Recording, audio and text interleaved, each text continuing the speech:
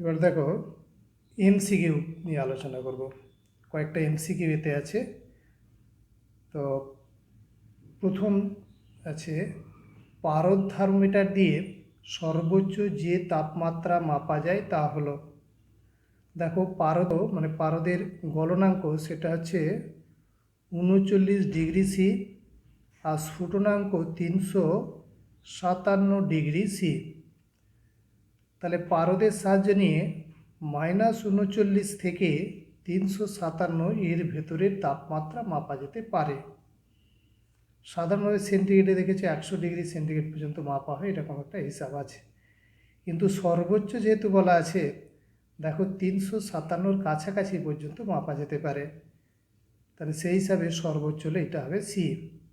তাহলে একের দাগের উত্তর হলো সি।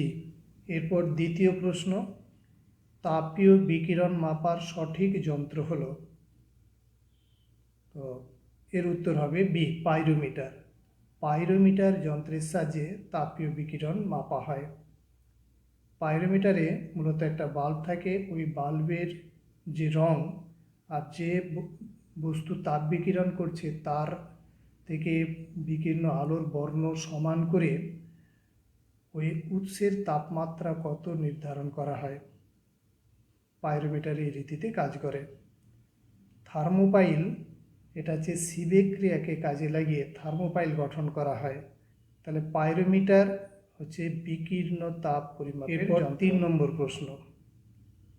3 নম্বর প্রশ্নে আছে, তাপ যুগ্ম থার্মোমিটারের মূলনীতি হলো।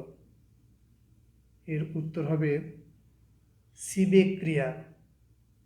এবং সিবেক ক্রিয়া, ক্রম্পটন ক্রিয়া, পেল্টিয়ার ক্রিয়া, আলোক তড়িৎ ক্রিয়া, এই সব ঘটনাগুলো সিলেবাসে পরের দিকে আছে। তো এখানে সিবেক ক্রিয়া, এই তাপযুগ্ম সিবেক ক্রিয়া থেকে তাপযুগ্ম থার্মোমিটার গঠন করা হয়। তাই সিবেক ক্রিয়াটা কি তোমাদের বুঝিয়ে নিই। ধরো এরকম একটা তামার তার নেওয়া হয়েছে, তার সঙ্গে লোহার তার এরকম দু প্রান্ত জুড়ে দেওয়া হয়েছে। এটা তামা, এটা লোহা। এই যে দুটো ভিন্ন ধাতুর তারকে জুড়ে নেওয়া হলো, এটার নাম হচ্ছে তাপযুগ্ম। এর কি বৈশিষ্ট্য থাকে, এই সংযোগস্থলের একটা প্রান্ত যদি উত্তপ্ত করা হয় আর অন্য প্রান্ত শীতল করা হয়, মানে দুই সংযোগস্থলের মধ্যে তাপমাত্রার পার্থক্য সৃষ্টি করলে এই তাপযুগ্মের মধ্যে একটা তড়িৎচালক বলের সৃষ্টি হয়। তড়িৎচালক বলের মান এই তাপমাত্রা পার্থক্যের সঙ্গে একটা সম্পর্কযুক্ত। সেই সম্পর্ক থেকে মানে এখানে যে তড়িৎচালক বল পাওয়া যায়, সেই তড়িৎচালক বল থেকে তাপমাত্রা নির্ধারণ করা হয়। আর এই থার্মোমিটার একটা সুবিধা আছে, এখানে এই তাপমাত্রার যে পার্ট সেটা সরাসরি তড়িৎ শক্তি হিসাবে রূপান্তর হয়ে থাকে। তাই কম্পিউটার বা জাতীয় যে যন্ত্র যাতে ডিজিটালে রূপান্তর করা হবে, এখান থেকে পার্টটাকে সহজে রূপান্তর করা যায়। তার ফলে এরা একটা আলাদা গুরুত্ব আছে। 3-এর উত্তর হলো এ। এরপর 4-এর প্রশ্ন, তরল থার্মোমিটার অপেক্ষা গ্যাস থার্মোমিটার অধিক সুবিধি এর কারণ। দেখো অধিক সুবিধি হবে যে একই তাপমাত্রা বৃদ্ধিতে যদি যে পদার্থটা নেওয়া হয়েছে, যার প্রসারণকে কাজে লাগিয়ে থার্মোমিটারে পার্ট হিসাব করা হবে, সেটা যদি বেশি প্রসারণ হয়, মানে একই তাপমাত্রা বৃদ্ধি হচ্ছে, যার প্রসারণ বেশি হবে সেই পদার্থটা বেশি সুবিধা হিসাবে কাজ করবে। দেখা যায় তরল অপেক্ষা গ্যাসের প্রসারণ বেশি, তাহলে গ্যাস এর প্রসারণ বেশি বলে এটা বেশি সুবিধি হয়। 4-এর উত্তর হবে এ। এরপর 5-এর প্রশ্ন, সূর্যের তাপমাত্রা মাপতে ব্যবহৃত হয়। প্লাটিনাম রোধ থার্মোমিটার, গ্যাস থার্মোমিটার, পাইরোমিটার আর বাষ্পচাপ থার্মোমিটার। দেখো একটু আগে পড়ানো হলো যে বিকীর্ণ তাপ পরিমাপ করার জন্য ব্যবহার করা হয় পাইরোমিটার। তাহলে সূর্য থেকে যে তাপ আসে সেটা বিকীর্ণ তাপ, ওই বিকীর্ণ তাপের জন্য পরিমাপ করতে ব্যবহার করা হবে পাইরোমিটার। তাহলে 5-এর উত্তর হবে সি। এরপর 6-এর প্রশ্ন, একজন রোগীর দেহের তাপমাত্রা 40 ডিগ্রি সি, ফারেনহাইট স্কেলে তার তাপমাত্রা কত? তাহলে রোগীর দেহের তাপমাত্রা 40 ডিগ্রি সি, এই 40 ডিগ্রি সিটা ফারেনহাইট স্কেলে কত হবে দেখতে হবে। এখানে অপশান দেওয়া আছে 104 ডিগ্রি ফারেনহাইট, বি এর অপশান আছে 100 ডিগ্রি ফারেনহাইট, সি আছে 96 ডিগ্রি ফারেনহাইট, ডি আছে 72 ডিগ্রি ফারেনহাইট। তো এটা হিসাব করার জন্য যে সমীকরণ C/5 = F - 32/9, সি এর জায়গায় বসানো হবে 40,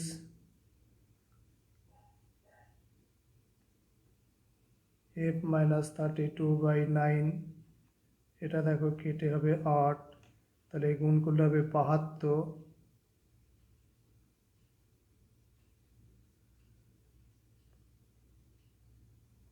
তাহলে F সমান হবে 72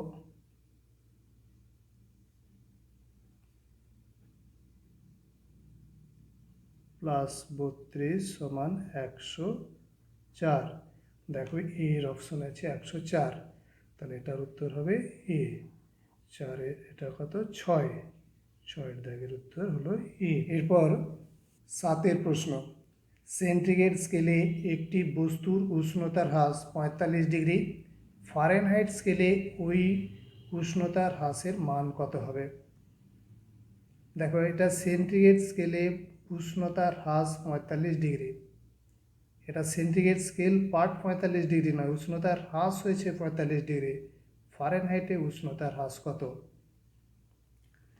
এখন এক্ষেত্রে সমীকরণটাকে লিখে নিই। ফারেনহাইট স্কেলে উষ্ণতার হ্রাস, ফারেনহাইট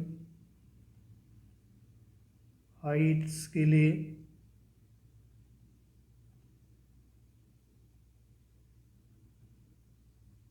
উষ্ণতার হ্রাস সমান 9/5 গুণিত সেলসিয়াস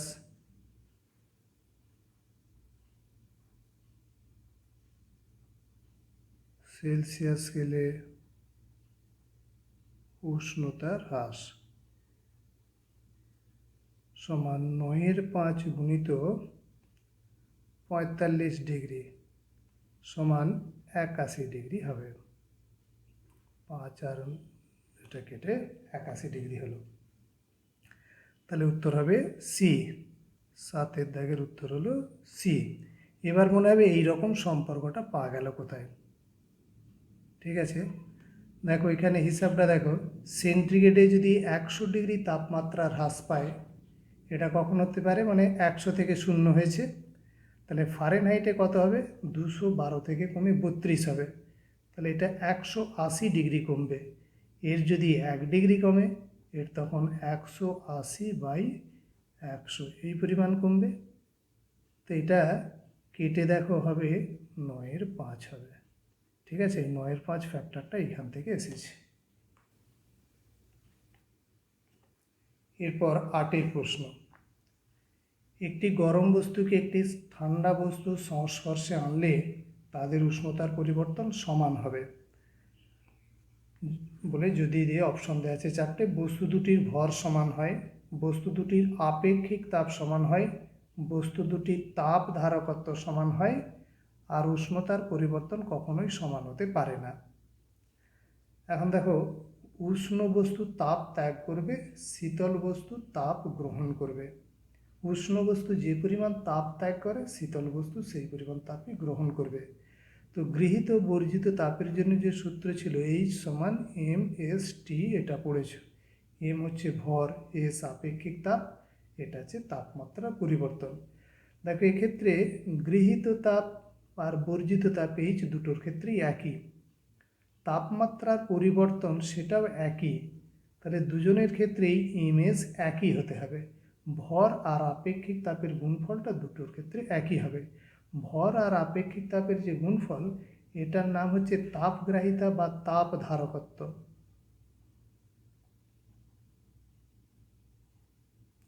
তাপগ্রাহিতা বা তাপ ধারকত্ব।